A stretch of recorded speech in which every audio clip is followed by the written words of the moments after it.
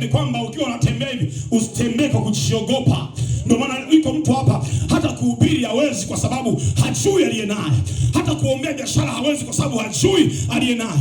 Hata kuombea ndoa yake hawezi kwa sababu hajui aliye naye. Biblia inasema mjue sana Bwana ili uwe na amani, ndipo mema yatakapokujilia. Lakini wewe unatamani, Baba nipe mema ya ndoa, Baba nipe nyumba, Baba nipe uzao. Nisikilize, mwenye uzao ni yeye. Anatamani moyo wako mjue.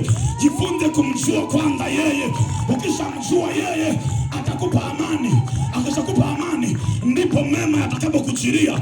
Ninakuombea kwa jina la Yesu Kristo, kama kuna ngoma imekamata moyo wako, imeshikilia fahamu zako, hataki umuelewe Bwana, leo pokea neema kufunguliwa kwa jina la Yesu. Ili umjue Bwana ambaye anayo majibu ya biashara, anayo majibu ya kazi. Ninakuombea kwa jina la Bwana majeshi, Mungu aingie ndani yako ili mema yakufuate.